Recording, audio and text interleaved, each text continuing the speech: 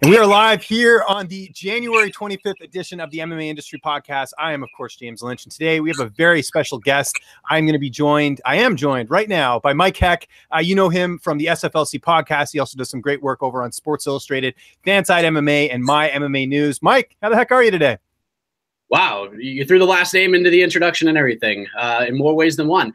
It's nice to be on this side, and I have a weird memory when it comes to this stuff because the last time we did this was June 5th, 2016, the day after UFC 199. That was the last time I was on the other side of this with you. So very happy to be here. I'm a big fan of what you're doing with the show. So thank you for having me. And your check's in the mail. I appreciate that. But you and I have not actually met in real life. That hopefully will change at some point because I know it seems like you'll cover one event, I'll cover one event. It just doesn't happen to be the same event that we're both covering. But I'll mention the first time I became aware of you anyways. That was, and we talk about this actually, I feel like a couple months back, but December 2015, the Titan FC card getting canceled. I remember that was like the first time I'd like come across you because, you, like myself, were doing a lot of interviews for that card. And of course, that card ended up getting canceled 2 weeks before. And I remember you had, I think it was either Brian Levick, God rest his soul, and or Jeff Aronson. No, it wouldn't have been Jeff Aronson because he was sick. But I remember you had Brian on to talk about the cancellation. And I remember at the time everyone was kind of, really going after Titan because the card was canceled so soon. But you were kind of giving the other side of the story, kind of explaining that the health issues that Jeff Aronson was suffering from. Does this all sound familiar to you? Yeah, I remember because I was supposed to interview Jeff for the first time the day that it all happened. I was scheduled to talk to him. Brian Levick had set it up, the great Brian Levick, like you said, God rest his soul. And, I kept trying to call him and text him, and I couldn't get anything back. And then about a half hour later, Brian had let me know what had happened. And I was like, oh, my God. And then I started seeing the posts on Twitter and social media and everything, and people were responding to it and just ripping Titan and, and kind of hearing both sides of the story. I was like, why are you so upset right now? Like, this guy had a major health scare and, he's the day-to-day guy. Like, you couldn't be in his shoes. It's not like we could be Dana White or Jeff Aronson and run the day-to-day operations of a fight organization. Like, I can't do that. It's not my responsibility to do that. And fighters aren't in that position either. So you don't know how the day-to-day operations run without a Jeff Aronson there to run that place. So I thought that people reacted very, very awfully when it came to that situation. So I put my foot down. I just kind of ranted about it and went on this little run, and people heard it. And then I had Brian on the next day to kind of give that side of the story. And it looked like everything worked out from there. But I just didn't like the way that Titan was being treated in that situation. I thought it was pretty ridiculous. Yeah, and then I thought it was interesting, and I can't remember after that. I just remember after that I really started listening to your show because I was like, oh, I really like the way kind of you did that. And then also, you're very talented on air, and we'll get into all that as far as your radio and broadcasting career. It's sort of, it seemed like from that point on, I remember the show was getting bigger and bigger, and then I know you started working for Fansided, and we'll kind of talk about that trajectory. Your sort of your evolution in this industry. But I want to go all the way back to the beginning, Mike. Where did the interest come as far as combat sports and everything else? I know you watched a little bit of pro wrestling. Is that where it started first, or was it MMA first? It was pro wrestling first. Obviously, growing up, I was a big pro wrestling guy. I remember one of my most vivid moments of watching pro wrestling was Andre the Giant getting body slammed by Hulk Hogan at WrestleMania 3. I think I was 4 years old when that happened, and for some reason that stuck in my brain. And I watched wrestling for a while, and I remember the UFC coming into fruition and all the talk about there being no rules and all that stuff. And I know I didn't watch the first one, but I happened to be at my aunt and uncle's house. I don't know. I don't remember. It was one of the early UFCs, and I remember watching. I don't remember who they were, but it was a little guy taking on a huge guy, and I was like, "There's no way the little guy is going to win as a 12 or 13-year-old kid." And the little guy ended up winning, and I was like, "Wow, this is crazy! I can't believe that just happened." And then I think the first event that really got me interested in the UFC, because of the pro wrestling side of it, was when Ken Shamrock went back to the UFC to fight Tito Ortiz. That was the first event I ever ordered. I was so fired up for that. And I was so disappointed because Ken Shamrock always had this moniker of the most dangerous man. He was in the WWF ankle locking everybody. Didn't matter who they were. He was belly to belly suplexing everybody. And then Tito just kind of beat the brakes off of him. And then it kind of just went away for a while. And then the first season of Tough, that's when everything changed. All my friends started getting into it. We were talking on the phone all the time, doing like group calls during the first season of Tough. And of course, I had a big party at my house to watch the finale of the first season. We were big fans of Diego Sanchez. We were so excited when he beat Kenny Florian.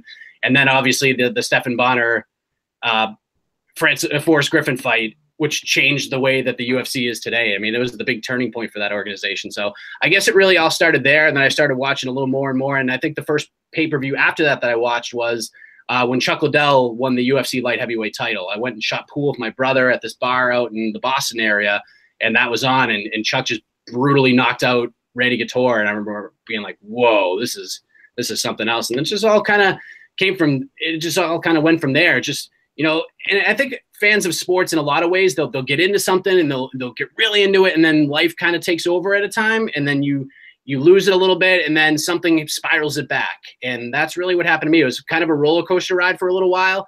And, you know, that's kind of how my fanmanship has gone with the UFC. But ever since probably like 3 or 4 years ago, I've been all about MMA. That's interesting. I didn't know that it was the Ultimate Fighter, because that was for me as well. It was the first season, and I was on the other side. I was a big Chris Liebman fan on that show, Team Couture, back in the day, and that's sort of what hooked me. But no, that I find that very interesting as well. Now, I didn't even mention this. You have a day job. You do this part time. You are the digital managing editor at Town Square Media, which is actually where we're catching you here live on location today. As far as the broadcasting and radio career, when did that sort of start, and did you go to school for that? I did not go to school for that. I fell into this job by accident. It was just a fluke thing. The radio station I worked for, they had a hard time keeping people here. They would bring in morning show hosts from all over the country, and they would stay for a few months, and then they would leave. So rather than do another national search, the afternoon host here decided, you know what, I'm just going to take over mornings. I'm not going anywhere. Let's get another afternoon guy. So they had a guy lined up who works for a local station in this area, or had at the time, and they didn't think there was any chance that he would turn it down. And after a bunch of meetings, they thought he was in, and then one conversation happened, and they realized that he's not going to take the job. And then they were like, what do we do now? And someone had brought my name up because I host trivia nights and DJ weddings and host karaoke nights in the county, and I've been doing it for years. So someone had said, well, what about Mike? I believe it's my brother, actually, because he had just got back to working with the radio station in a different role. And he was like, well, what about my brother? And they were like, wow, that's a good idea. So it took a lot of selling to get me in there, because the guy who does mornings now is also the program director. He was familiar with me. I had to train him for doing the trivia nights and all that stuff. So he knew, you know, how I am as far as interaction goes, voice-wise, entertaining-wise. So he gave me a shot, and you know, one thing led to another. I did a couple of weekend shifts at random times where very few people were listening, and you know, they sent air checks along to the bosses, and here I am. Cool. What were you doing before that, like as far as work and everything like that? Before this all sort of happened with the trivia nights and the DJ gigs and all that other stuff? I was bartending, man. Like okay.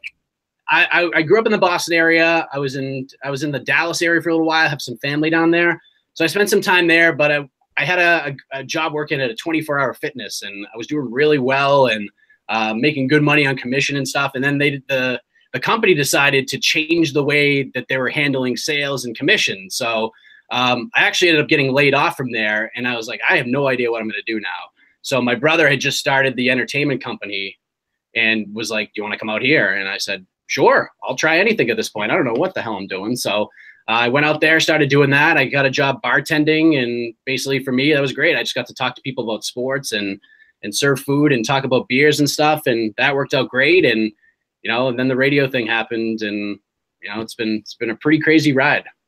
It's so interesting to hear other, you know, jobs that people have done sort of along the way. I also worked at a gym at one point, and I was in customer service. So you sort of have to learn. I mean, I feel like a lot of my improv was sort of developed there in that job. And I had another job where I worked at a deli when I was in college and things like that. So it's interesting to see sort of where people, you know, sort of build up their skill set, because there is a lot of stuff that you can't learn in school. You got to just sort of learn on your own. And it's definitely translated well for you as well. Now, I mentioned, you know, obviously, you know, being a fan of mixed martial arts, but as far as the first sort of media related thing you did in terms of MMA, was it the SFLC podcast, or was there something else before that? The podcast started because I had actually heard Steve Austin's podcast, and I was like, wow, I think I could do this. And I was working nights. My wife was working days once we had our son. So I decided that, you know, I'm going to get Ryan Sprague, who's from Chicago. I'd known him because he used to live in the area. I was like, we're just going to talk about sports. We're just going to run our mouths and and just talk sports. We're going to pretend to be like ESPN Sports Center anchors and start talking sports. And we never really covered MMA. Like I have a buddy from Dallas who's a big MMA fan. So I'd bring him on to talk about upcoming events and stuff like that. But as far as MMA goes, the first guy I reached out to on Twitter, I just wanted to see it because I'd seen him on The Ultimate Fighter. I knew he was a Boston guy. He was in the UFC, was Joe Proctor. I'd hit him up on Twitter, and I was like, do you want to come on and do an interview? And I didn't think he'd say yes. And he was like, sure, what time do you want to do it? So he was the first guy I interviewed. And then Brian Moore, who I know you're familiar with from Legends of the Cage, actually reached out to me because he had heard the interview, and he was like, hey, there's this event coming up in Syracuse. It's with all the legends, you know, and I work with all these guys. Would you be interested in having them on? So I had Gary Goodrich on, and Cal Worsham on, and a couple of others. And they had this event out in Syracuse called the MMA Classic Fan Expo. And he had told me, you know, you should come out and meet the fighters and stuff like that. And I was like, sure. So I went. Ryan took a train from Chicago. My buddy Mike flew from Dallas to come to this thing. So we all went, and Dan Severn was there. And that's when everything changed for me. I was walking around, and there were a lot of different fighters there. Like Pat Smith was there, and a bunch of different legends, Paul Varlins and guys like that. And Dan Severn was standing there. And I remember Dan Severn, obviously from the UFC, but I remembered him from the WWF. And I was like, if I go and talk to this guy, he's probably not going to say anything unless Jim Cornette comes from behind the curtain and starts talking for him. But, you know, I'm sure you've talked to Dan Severn a couple of times. That guy can talk forever, and I couldn't believe it. But he was such a fascinating guy, and he was so easy to talk to. And from that point forward, I was like, maybe there's something here. So I remember watching the UFC event. We went out that night. DC fought Alexander Gustafsson. That fantastic fight that happened. And then the expo happened the second day. So I talked to guys like Brian Ebersol, talked to Claudia Gadelia, Felice Herrig was there, Ashley Evans Smith was there, and did a bunch of interviews and just chit chat. I had no agenda. And we talked about the fight, and we just talked about what they were doing there and some of the things that they've seen. And that's actually where I met Eric Koval from MMA News. He was out there covering that event as well, and he was a part of bringing some of those fighters out there, like Felice and Ashley and Carlos Sparza and Claudia Gadelia. So I had met Eric. I actually interviewed him at one point. Like, whoa, what do you want to interview me for? And then one thing led to another, and you know, him and I have a great relationship. But it was that very weekend that everything changed. I remember me and Ryan went out to lunch after the second day of the expo, and I said, you know what? This is what we're doing from now on. And he was a little tentative on that. I'm like, listen, sports fan-like conduct is going away. We're going to be the SFLC podcast. It sounds more MMA. Like, it's not the Ultimate Fighting Championship considered anymore. It's the UFC. We're going to shorten the name, and we're just going to interview fighters. Like, that's what we're going to do from now on. And obviously that was a great decision. You just learned so much talking to these people. They're so accessible, and that's where it all started, and we haven't turned back ever since. Why didn't you decide to change the name at the time? Like, I know obviously you shortened it, but why not give it something a bit more like MMA? Like, was there ever a discussion of that, or you just thought, nah, we'll shorten it and keep the brand, and we'll keep it going? It was more of just like, let's just try it and see if it works. It's easier to say than sports fan like conduct. So I was like, let's call it FLC and see what happens. And it was funny. About a year ago, I had talked to Eric, and I said, I'm going to change the name of the show. And he was like, why would you do that? And I was going to change it to Between the Links. Like, that was going to be the new name of the podcast. Mm-hmm. And he's like, well, he goes, you got a following now. He goes, they're synonymous with the name. I think you're crazy if you change the name right now. So that thought crossed my mind early last year. But I just think the name kind of has a bell. It's a little bizarre. Not, there's guys like Loudmouth MMA and Loaded Joe's MMA and the Parting Shot podcast. They have more of a memory. And I was just like, well, we've gotten this far with SFLC. We'll just stick with it. We'll add Between the Links and another element, as you've seen multiple times coming on that show. Yes. And quick shout out to Eric. Great guy. I actually had the chance to meet Eric in June of last year at the Bellator show. So it's always nice to, you see all these people that you interact with on Twitter, you talk to them here and there, and to actually meet them in person is always fun. I think that's one of my favorite things about covering events, is getting to meet people that you've talked with for a while, but haven't had the opportunity to, have a beer with or anything like that. So that's always kind of neat.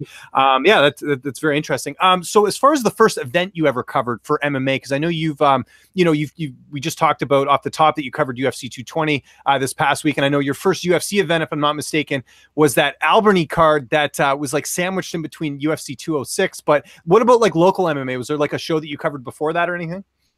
The first show I covered was Bellator, actually. It was cool.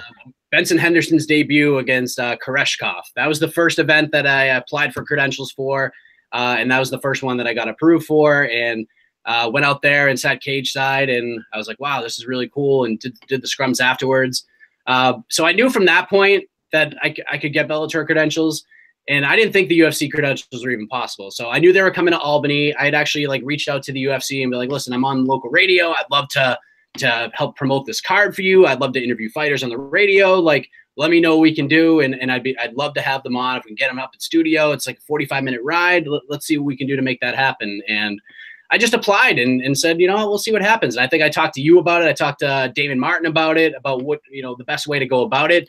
And I applied expecting the worst. And then I got the, go ahead, you're good to go. And that was a lot of fun because, one, it's nice being close to home. I mean, it was a 45-minute ride, so I got to go to everything. I took the week off from work, so I went to the open workouts. I went to the morning weigh-ins and all that stuff, and it was cool. I got to do a lot of different interviews. There were some good scrums. We got some bonus scrums with Chris Weidman. And one thing that I thought was really fascinating was that nobody was there. There was nobody there. There was MMA Junkie, there was me, and then there was a bunch of local media, and that was it. So it was such a big advantage for me to get extra coverage and get more, you know, more different stuff that a lot of people were getting because there just wasn't a lot of media out there. So that was a big eye opener for me to do that. So that was my first UFC experience, and you got to really see the machine that they were, like how organized they are, and you know how on schedule they are with everything. And I was really impressed. That was a big turning point with the way. I mean, I always had a lot of respect for the UFC, but at that point on, I was like, when people say the UFC machine, that's exactly what they're talking about. Yeah, and it's funny because I was on the other side of the coin with that because I was in Toronto and similar situation. Literally blocks away is the Air Canada Centre where they had the event, and all the media stuff was at the Westin, which again I pretty much could walk to. It was like a 15-minute walk from my condo. So it's interesting that you were on the other side where there wasn't a lot of media, and then on my side it was packed. And actually, what's interesting about that fight week too is that Wednesday they had the open workouts at Massey Hall, which is like a pretty historic venue. They've had a bunch of concerts there, and Joe Rogan does his comedy stuff there as well when he's in town and things like that. And there wasn't a lot of media for that. But then on the Thursday, they had, you've seen the sit down media day where, the fighters are on their chairs and you have to run around and time manage like crazy and pick, which ones you want to interview. And that day was packed. Like I remember being shoulder to shoulder with people trying to get interviews, and it was very difficult. So I'm sure, being on your end where, it's just a few media people, the access is a lot better, and you might not have the bigger names, but sometimes you get really good content that way, which is very, very kind of interesting there. So, we talked about obviously, starting the podcast, making that switch over to MMA. Were there any challenges early on? And as far as, being a dad and having a wife, I mean, was that tough? Because you have this full-time job, you're starting to do the MMA stuff at the beginning. How did you sort of balance that and, have it so your wife doesn't want to kill you? I still deal with that, as I'm sure you do from time to time. Yep. I guess the trivia stuff actually helps me because, I work full time at the radio station, and then I host either a music bingo night or a trivia night 3 nights a week, Tuesday, Wednesday, Thursday. So I know when I'm done with trivia nights on Wednesday nights, it's like 9:30 or 10 o'clock, and I know she's asleep and I know he's asleep. So if I'm going to do it, now's the time. And I have a studio that I can do all this stuff in. So I'm like, you know what? They're already asleep anyways. I'm not really missing a lot of family time because they're asleep anyways. So just come back to the studio and bang out what I can. That's really the balance at this point. It is difficult because there are days where I'm just like exhausted. And I'm like, oh, now I have to do like 2 or 3 interviews, or I'm going to do it between the links for an hour and a half. But, once I get in the studio and once I start talking, it's just, it's all good. The adrenaline starts to pump. I get all fired up, and, the fatigue just leaves you at that point. Yeah, and I should mention this. This is how nice of a guy Mike is. So I couldn't do his show last night because I just got back from Cancun on vacation. So I said, hey, Mike, unfortunately, I can't do your show tonight, but would you want to come on my show the next day? So I really do appreciate you being here today. It's that's the type of guy Mike is, or whatever. We talk about, obviously, the balancing act as far as the day job and everything like that. Has there ever been any points where your day job maybe, kind of wants to say, hey, whether it's, they give you crap about using the studio or anything? Like I had it in my day job for a while where, they would get mad if I would, if I took time off or things like that to do this, because they felt like in some ways it was compromising my day job. Do you ever get that at all?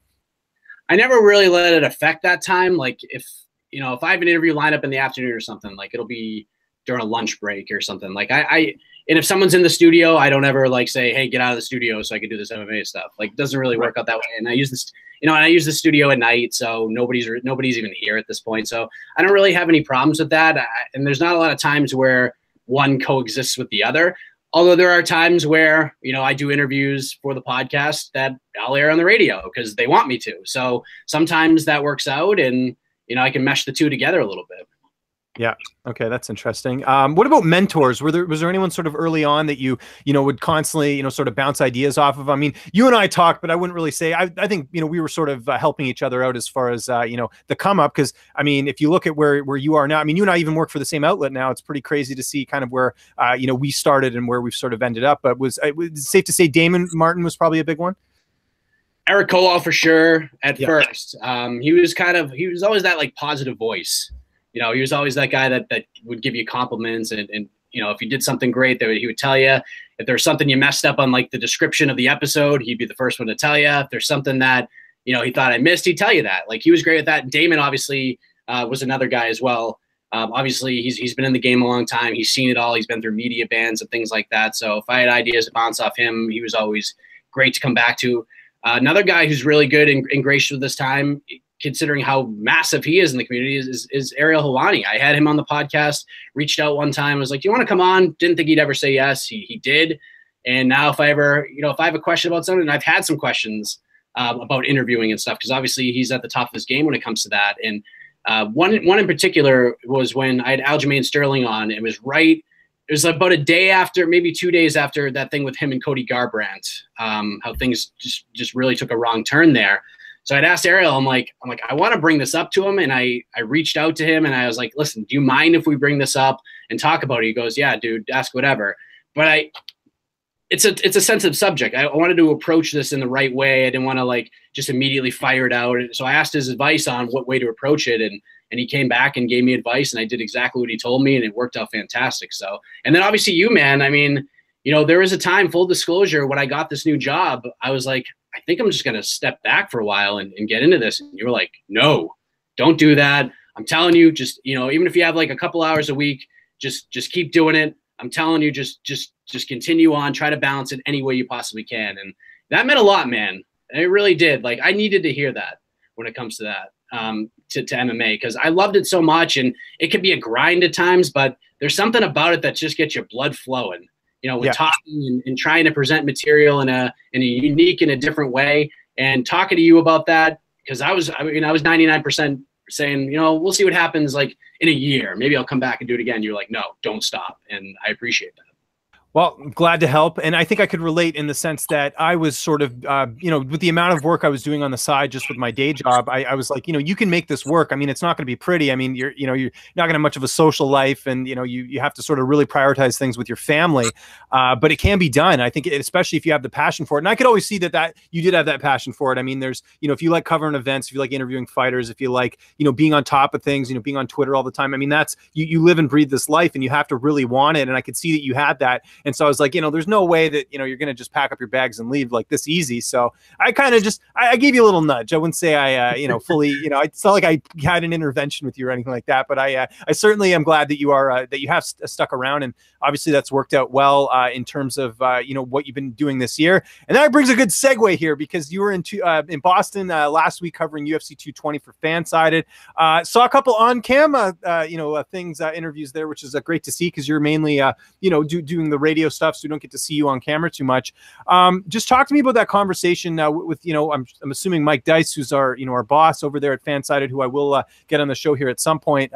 Did you just sort of pitch it to him and say, hey, listen, I live close by, I'd love to cover the event? Because, Fansided, this is something I'll talk about after you answer this question, but I'll kind of explain the process with credentials, because it's a bit weird with the UFC compared to, say a Bellator. But yeah, so how did that go as far as you deciding to go and cover the show in Boston last week? Well, when I was going to apply anyways, but I had two different ways to do it. I could have gone Fansided, and I could have gone through the radio station. They were local enough. So I had actually reached out to Mike, and I was like, listen, if you're going to apply for Fansided, I'll just apply through the radio station, and, I'll do some stuff for them, but I'll do some stuff for Fansided as well. And he was like, yeah, do it through the radio station. I'm not sure what's going to happen or if I can make it. So that's really what happened. I applied through the radio station. I got the credentials, and then I went to the media day and I met up with Jose Youngs, who is an absolute monster at what he does. I mean, that guy is a machine, and I don't think he gets the credit he deserves by any stretch of the imagination. So I'd met up with him. We just kind of briefly game planned when we got to Fenway Park. That was the first time I'd met him face to face. And we just kind of game planned. He was like, "What do you want to do?" I was like, "I'll do whatever, man." He goes, "Do you want me to run the camera and you can do the interviews?" I was like, "Sure. Why not?" I mean, I got the radio face, but whatever, just get me in there. And, he's like, "Do you have really any kind of a game plan?" And I was like, "No, just whoever's open, just give him to me." I didn't really care. I was like, at one point I want to talk to Daniel Cormier because I had never interviewed him before. So I wanted to get in there and try to mix it up a little bit. And I would creep over and kind of listen to the questions he was getting. And you could tell it was a lot of John Jones this and John Jones that. And I was like, well, I didn't want to really ask him about Jones specifically. So I got in there and started talking to him. I got him to laugh a little bit. He gave me a little pat on the back because he thought I was comparing the TD Garden to Madison Square Garden, which I wasn't. I was just talking about championship lineage and stuff. But it was really cool. Calvin Cater, I got to talk to him for a while. I talked to Burgos for a while. John Vellante is a great guy to interview. And then I got a few minutes with DC, and it was really cool, especially at Fenway Park. That was a bucket list thing. And I got to give my wife a lot of credit for that, because normally I'm the one who takes the son to school. Sometimes I have to pick him up in the afternoon and bring him to daycare, and she handled all that for me. So without her, that wouldn't even have been possible. Yeah, you really have to sort of game plan with the family and everything. And when I went to Detroit to cover UFC 218 for Fightful, I had to get my mother-in-law to come down, and we had to sort of coordinate it that way, because it's tough because, you're away for, if you want to go cover an event, the ideal situation is to do the whole media experience, which would be, go on the Wednesday, go to the open workouts, go to Thursday, go to the, the media day, and then Friday, go to the early morning weigh-ins. I always skip the weigh-ins, actually, the real, the fake weigh-ins or whatever, because to me, I can't use any footage. So there's no point in me going. Yeah, you get the stare downs and stuff, but I usually just I skip that and then just sort of take that evening off and then go full steam ahead on Saturday. But no, that's interesting. It makes a difference when you have other media members there. When we covered when Flow Combat covered the Bellator card last June, the Bellator NYC card, that massive event, it was so beneficial having Dwayne there, having Hunter there, where they could shoot interviews as well. So I didn't have to do my normal thing where it's like I'm going to try and get as many interviews as I can, because then you got so much editing to do, and it's sort of rushed. And we ended up getting so much more content than a lot of the other sites because of the fact there were three of us just basically having the skills to go and do questions and everything else. So it worked out really well. So that's good, and that's good that he did the camera stuff for you too, because I have to do it with the tripod, and sometimes it's hit or miss. I talked about this last week on the show. I interviewed Eddie Alvarez at UFC 218. Video camera wasn't recording. But luckily I had the audio. The audio was good because I use a portable mic, so the audio is actually separate from the video thing, but video didn't record. So I had to put just a screen grab on there and then just have the audio underneath. But I was so bummed out because it was a good interview. We ended up talking a lot about Mortal Kombat, which is always a good thing. So yeah, I had a little issue. I had interviewed Bissett at the Fighter Hotel right before I headed back to the Berkshires, and the first question I asked him we didn't get because I had the camera on the wrong setting, so it only got 30 seconds and it just shut off. And I'm like, oh, if this battery died, I'm so upset right now. But I turned it back on, and Bissett was like, so what happened? Why did it die? I'm like, I don't know. I'm like, I just had it on the wrong setting. I'm like, we're good to go. But it was a good question too. And I was kind of bummed that I didn't have it, because I asked him about are you really even feeling this pressure right now? Is this new to you? Because you were on the Contender Series. So does this all kind of feel familiar? And he said that it did. And his appearance in the Contender Series really helped him out going through that machine. And, it was a lot of the same stuff. So that was fascinating. Unfortunately, you guys didn't get to see that because I'm a rookie. It happens to everyone. I, again, talked about this last week as well. Valentina Shevchenko, UFC 213, Media Day. I'm interviewing her. I got some good questions, and I think I was one of the first people in that scrum area who got to ask a bunch of good stuff. And partway through, I realized I'm not recording. So I have to, I still have her. So here's the thing. I have to salvage the interview because, I've still got her for a little bit of time, but I don't want to take up too much time because you know how Media Day is. You got to sort of rush. So I just had to re-ask the questions again, kind of in a different way. So I can still get the same content. But yeah, that was a lot of that's a lot of improv too. You have to sort of just figure out, on the fly how you're going to save, a moron who forgot to turn on the camera light. So that it happens to the best of us. So Media Day happens. Was there anything you kind of not regretted, but was there anything that you wish you would have got on Media Day? Because again, you get an hour. There's a lot of media there. You kind of have to game plan it in a way where you go for certain guys, or you have to wait in line and hope that you get them. How did you sort of tackle that? I don't think I really have any regrets. Like DC was kind of on the top of my list. Like I just really wanted to talk to him. I didn't feel like with Stipe and Ngannou and stuff, like I didn't feel like I had anything more to offer than they were already getting. You know what I mean? Like I didn't feel like I had anything additional to add. Like if I went up to Stipe, I would have been like, "What do you think of the promotion? What do you feel like you're not getting promoted?" But everybody asked him that. So at that point, I was just like, I'll just let them ask that or whatever. But I wanted to hit the Caters of the world and I got in line for Cater first. Like we set up the tripod right there, and I think he was kind of surprised by that like he would sit down and there's already somebody there waiting for him. So that was cool. And then if I saw Burgos texting at one point, I was like, let's just go over and talk to Burgos. Like I've interviewed him a few times, never met him face to face. I just want to say hello and we'll get a few minutes out of him. And then Vellante was kind of hanging out by himself, and I knew he would say something funny if I asked him about Chris Weidman being his head coach. And of course he delivered in spades, saying he was the worst and he hopes to end the fight in the first round so he doesn't have to listen to Chris Weidman give him instructions in between rounds, which I was dying laughing about. And then that was pretty much it, man. I felt like I got everything that I needed. And then, I lined myself up with a cell phone down for the stare downs for the Fansided Instagram account. And, all in all, it was a great event. Jose went and tackled the Amanda Nunes, Nina Ansaroff workout that they scheduled. And then I hit Matt Passett from there. And I had a great 20-minute conversation with him, just two guys shooting the breeze. I was really happy with how that turned out. And then I hit the road and took the 2.5-hour drive back home. Oh wow! So you went back that night. So you didn't stay overnight then? I had to host some trivia that night. So I had to wow. Look at this man and his responsibilities. I had to when I was covering Bellator NYC last year, I had to, because my vacation time with my old job, I only had a certain amount of time, and the thing was I had to allocate some time for when my wife was going to give birth to our first child. So I had to use this Bellator thing came out of the blue. They're like, hey, we want you to go cover it. This was for Flow last year. So I actually had to work from home. So at the Bellator presser, a lot of people don't know this, I had to get as many interviews as I can or whatever, but then I had to run back to my hotel to be on a conference call for my day job. So it's all these things that you have to sort of keep in mind when you have a life outside of MMA. It's a balancing act. Sometimes you can't take vacation time.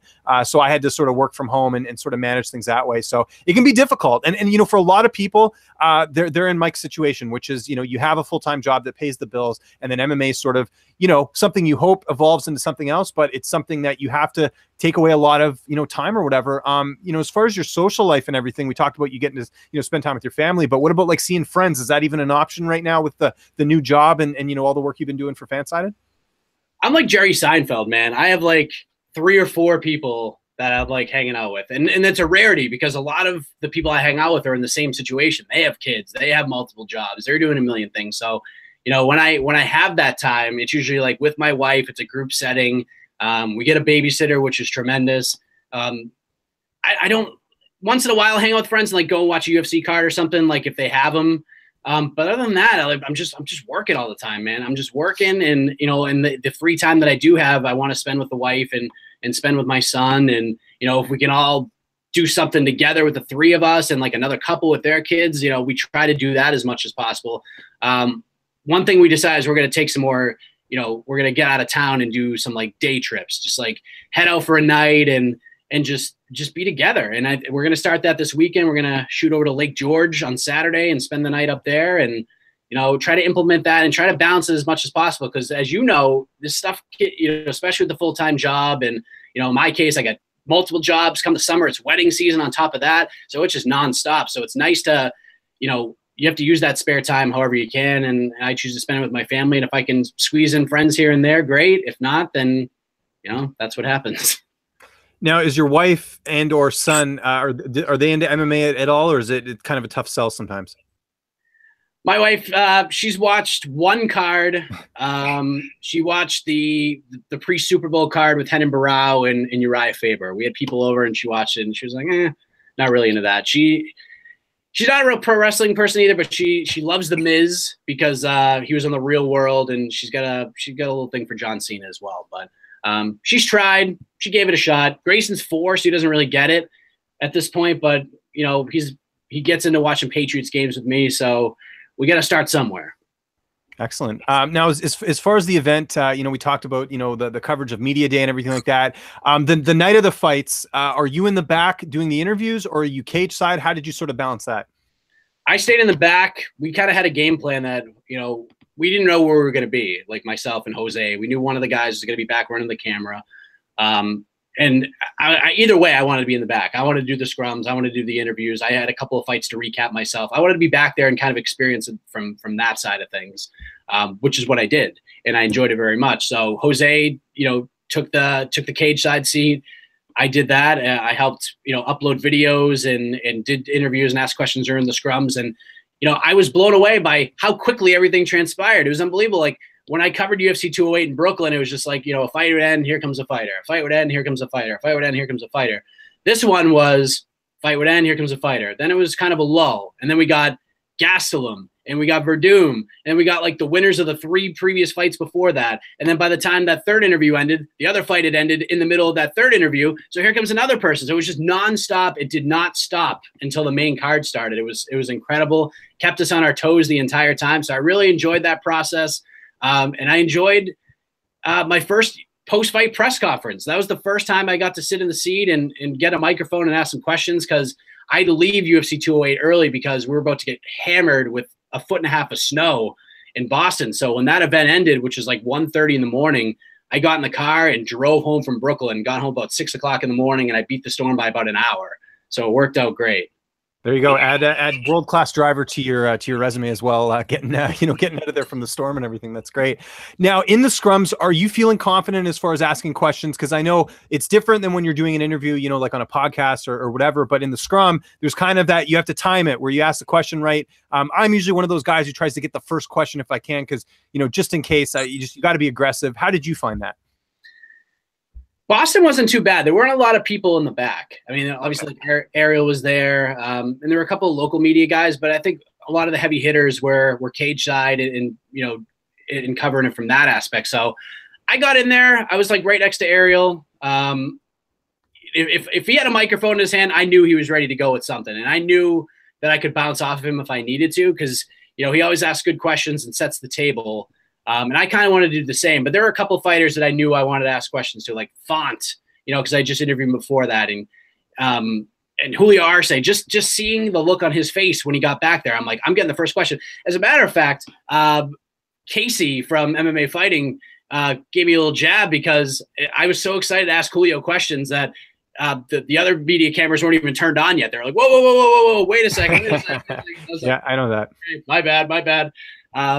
And hearing Julio just react to his UFC debut and perform the way he did, he was so emotional. He was so over the top happy. Alassane too. I mean, I was so impressed with him, and to find out things you didn't know in the process, like Alassane's wife or girlfriend was pregnant through both of those fights. Like he was going to be a dad, he's going to be a father in a week and a half. So not only did he have to prepare for Hamasi once, after getting the win in controversial fashion, he had to prepare for the same opponent again. So to find out the way he balanced all that on top of getting ready to become a dad was really fascinating to me.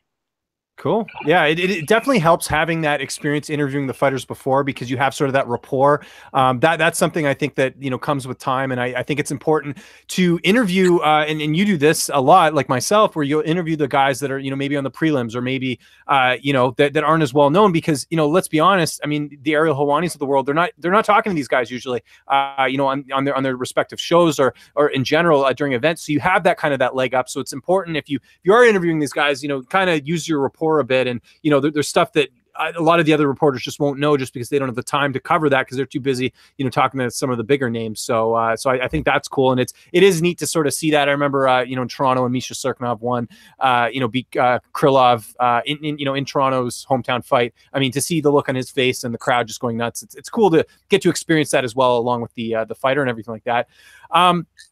Now, as far as what's next, as far as events and stuff, you mentioned things are getting busy in the summer for you. Are you looking to cover any other events this year? Assuming, I guess it would have to be something that's local.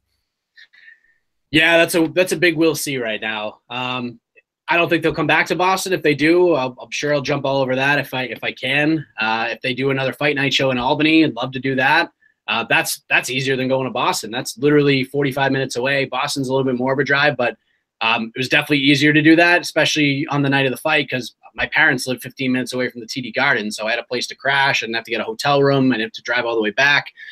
So that was nice. But, I was telling you a little bit off air that I covered UFC 208 in Brooklyn. And that was just me alone. I just went out on my own, and it was a really expensive trip because I didn't know how to do it traveling. You know what I mean? So I was like, all right, we're going to Brooklyn. Let's find a hotel that's reasonably priced. Great. Of course, there was a snowstorm the day before, the morning I was going to leave.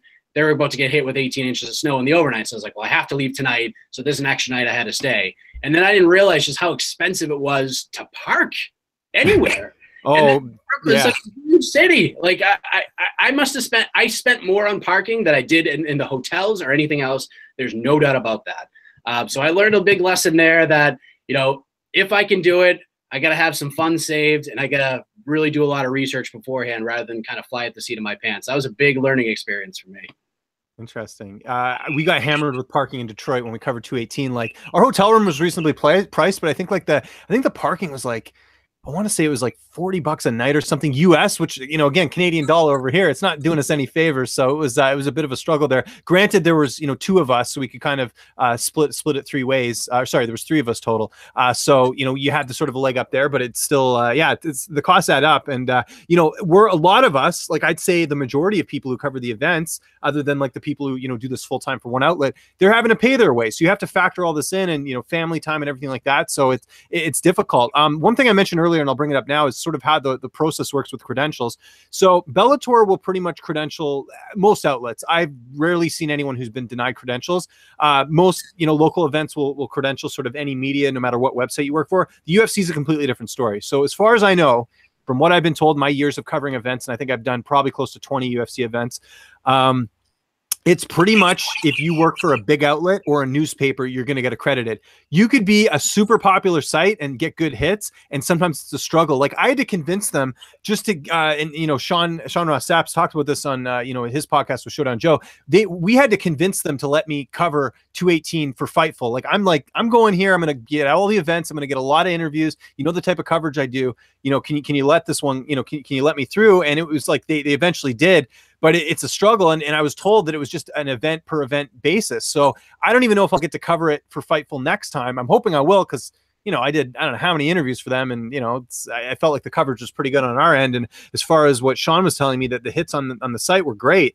So hopefully that translates, but it's an interesting situation, because I was talking to someone about this the other day, and you really have to, like, you could be, there's lots of people we know that, for example, anyone who works at Bloody Elbow, there's a lot of really good, talented people over there, but Bloody Elbow, for some reason, which I'll say for another podcast, maybe when I get a guest on from there, but they're not accredited by the UFC. And Bloody Elbow does major numbers, but they don't have access to any of the UFC events and everything as far as covering it for media. So, it's kind of an interesting situation. It's not as easy as you think, but at the same time, I remember being in Buffalo last year for 210, and there's a kid who works for the university newspaper. He got it credentialed. So it's kind of weird the way they do it that way. So, the best bet is just to ask around and see, if there's outlets. And what I always tell people too, there's outlets that, are overseas or whatever that would, I'm sure, love the coverage if you offered to, work for them for free or whatever, and you could use them as an outlet. So that's another route you can try as well. So, reach out to some of the bigger sites and say, hey, listen, I'm sure you don't have anyone going to cover this event. I'd love to do it for you. That's another good way to sort of get in there. You've interviewed a lot of fighters, Mike. Is there one that's sort of on the bucket list that you haven't interviewed yet? Ooh, that's a good question. I don't really think about it that way. I think DC was one of those guys. DC was definitely one of those guys. And I ended up getting him, which was really cool. I feel like they're so accessible, and the ones that really aren't, I feel like they've said what they had to say anyways. Like Conor McGregor's the biggest star in the sport. And if for some reason I could get him, fantastic. But am I going to go crazy trying to get him? No, I'm not. That's a good question. I haven't really even thought about it. Well, we can round back to it at some point. I have to ask the on the spot questions to keep you on your toes, Mike. This is the skill set we're trying to unleash here. But it's important. You mentioned Dan Severn earlier. I have not interviewed him at all. So he's someone I'm sure I'd like to talk to at some point. Or there's a lot of people I haven't interviewed, even though I've interviewed a lot of other people. It's just it's tough. There's no real bucket list interview for me right now. I think I've interviewed most of the people I've wanted to. but I'll think of some people. I'm sure there's some people I haven't had the opportunity to check out. Anyways, we've got about 15 minutes left.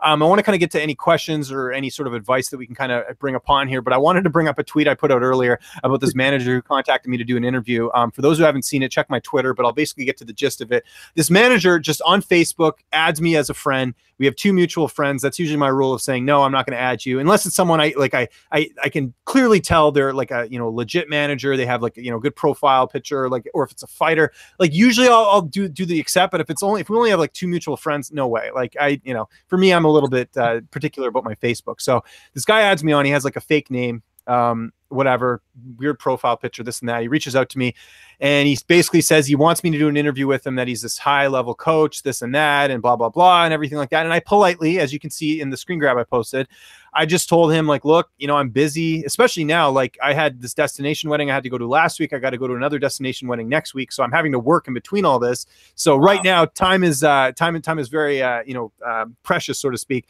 So I'm really just focused on interviewing fighters who either had fights or have upcoming fights. It's sort of always been my general rule.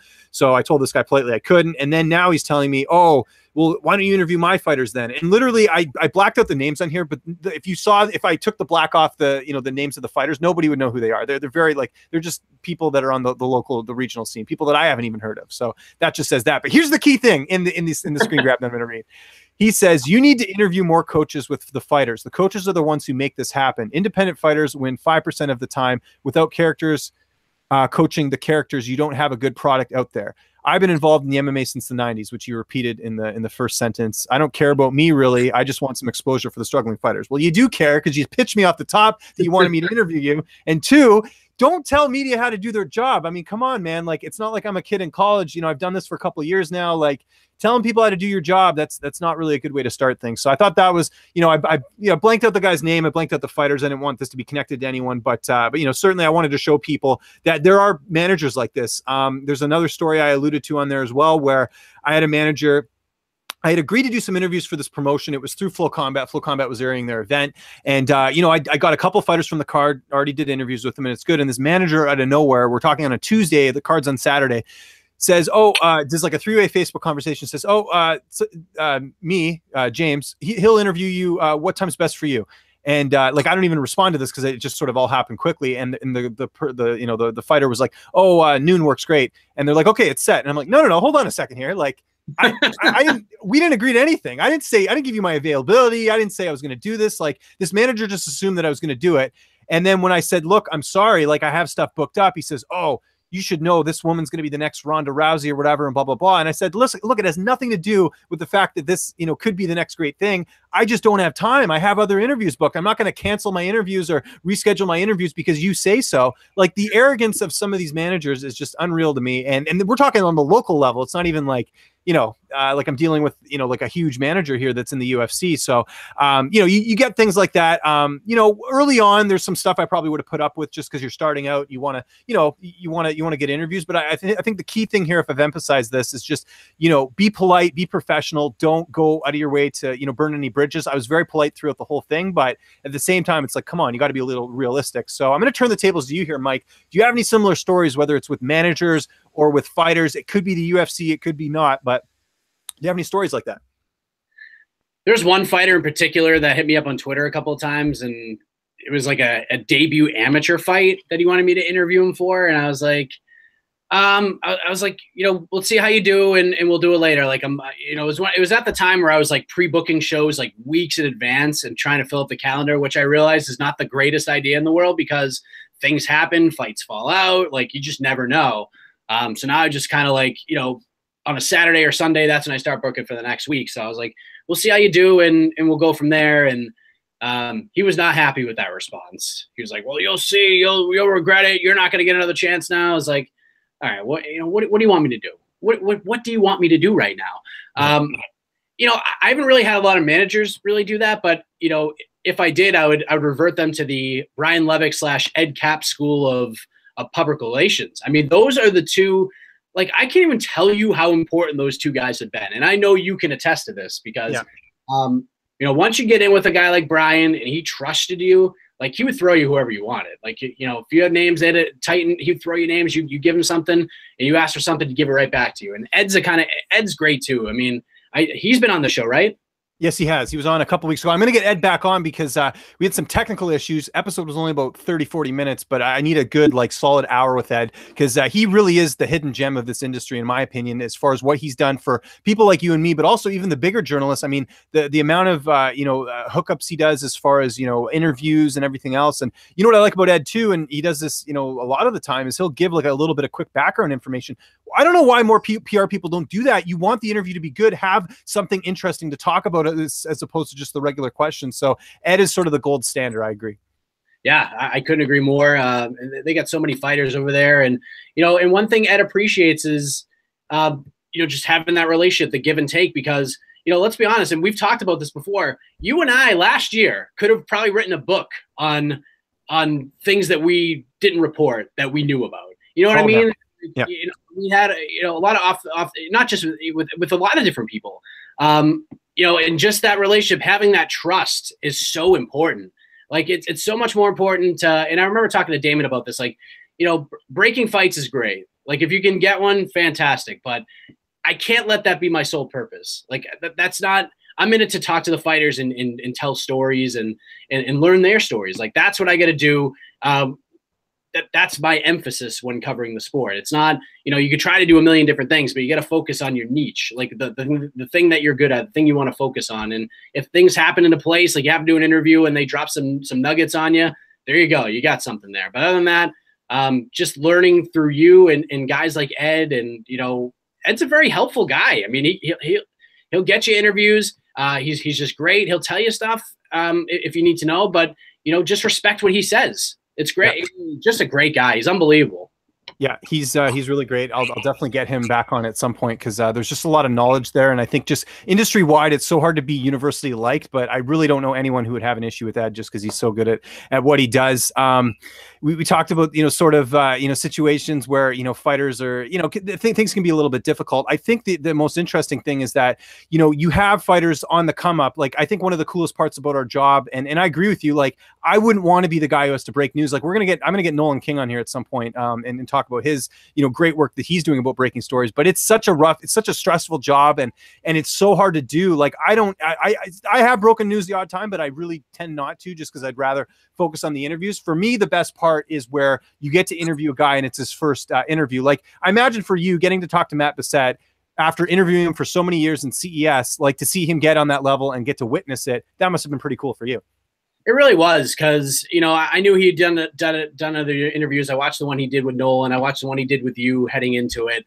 And obviously I learned a lot of different things, and Matt's just so happy. Like I try to approach things differently, but Matt just loved telling the story about getting the call from his manager and them dropping the date on him saying, this is the first time I reached out about you to the UFC, and to see it all go down. And, your conversation with him talking about how his wife reacted to everything. They're having a tiff, and Matt said, she's looking at me like we're coming off our third date again. Like all those things, just to see that hard work pay off when, especially knowing now that, he was on the brink of saying, you know what, I'm just going to move on and try to provide in a different way. And then right when that happened, boom, he gets the call to the UFC. And this should have happened like 2 or 3 years ago.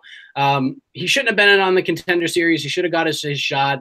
And, whatever happens with Matt, he's going to be a guy that's going to deliver the goods in the cage. Like he's going to be the guy that's going to put on exciting fights. He's going to be the guy that's going to be in there trying to throw and push the action. So, Matt's an exciting guy. It's a good relationship between those two. Matt's going to be the guy putting on exciting fights. He's grateful for the opportunity. This is his dream come true. So I was so happy for him. It's nice to see that hard work pay off, especially, and you've talked to Matt multiple times as well, to see a guy like that you've talked to over the years, a guy that was so frustrated from not getting the call. It probably deserved bigger spots on Bellator cards, didn't get him. He was just kind of the local ticket salesman when they came to Mohegan Sun. So happy for that guy. Yeah, it's what makes it so cool, is being along for the journey, from their hardships to, achieving success in making it to the UFC. And yeah, for Matt, just getting there, I think is sort of a win in itself. And he had a good fight too on Saturday as well. So happy to see what's kind of next for him. We've got about 5 minutes left, Mike, and this is usually where I sort of answer questions. We haven't really had any in the chat today, but I did want to get sort of some of your best advice you think that you could give to people that might be watching this from your perspective, as far as if they want to get into radio, they want to get into, this industry and doing doing the broadcasting thing, because really, I'd say first and foremost, when people look at you and what you do, I think your broadcasting skills are unreal. Like, you have a solid voice, good delivery, and I think the fighters really enjoy talking to you. So what sort of is some advice you could give to our listeners? For both MMA and radio, my best advice is, if you think you're going to get rich, you should probably turn the page, because it ain't going to happen. And you're going to work very hard. But you're also going to learn a lot of different things. Like, one thing that I've learned in radio is audio, like how important audio is, because you can have the greatest interview of all time, but in my eyes, if it sounds like garbage, I'm not going to listen to it. I'm just not. I'll give you a couple minutes. I don't care how great the material is. If it doesn't sound good, I'm not going to listen to it. So get equipment, invest in that stuff. Like, I'm in a great situation where I have a studio and I have like top-notch equipment that I don't have to pay for. I'm just lucky in that sense. However, if I didn't have that, for some reason, the radio station fired me tomorrow for some reason, I would go out and buy that stuff. Like, I know what works. Sound as good as possible. Learn production. Learn elements. Reach out to people who produce music and try to collaborate with them in different ways. Like, when you do those things, it makes your show sound so much better. Another thing, and you could probably attest to this as well, interview everybody. Like, interview everybody. If you got regional cards, you got local cards, you got Titan FC, you got anybody. If someone reaches out to you about a Titan FC card, I have all these fighters, and you're looking to get into this game, those are the guys and the gals you need to talk to. You need to get those reps in. That's how you get comfortable with everything. And who knows? You could catch lightning in a bottle. Could get a guy like a Shorty Torres. The first time I interviewed Jose Shorty Torres, I remember the great Brian Levick said, "You got to get this guy on." I'm like, "Well, how many fights he had?" He's never had a professional fight. He's going to make his debut in December. He's like, "But I'm telling you, dude, you talk to this guy, you're going to be blown away." And I was. I couldn't believe how intelligent he was for such a young guy, how he handled his amateur career. Another guy, and I'm sure you've interviewed him as well, Arian Zekti. Yeah. Oh, yeah, big time. Very well spoken. Fights for Shamrock FC. Oh, man. I remember Brian sold me on him, and I was like, all right, man, we'll see. And, right after that, I was like, whoa, I'm like, this guy's something else. Like, I hope he runs off a bunch of wins and gets in the UFC, because this is a guy that you can build around, just because he's so smart and so intelligent, but he's also really quick-witted and stuff. And he can fight. So, sometimes you catch lightning in a bottle and you find these young guys from regional promotions that just blow the doors off when it comes to interviews. So, take those chances. You're not going to interview John Jones every single time.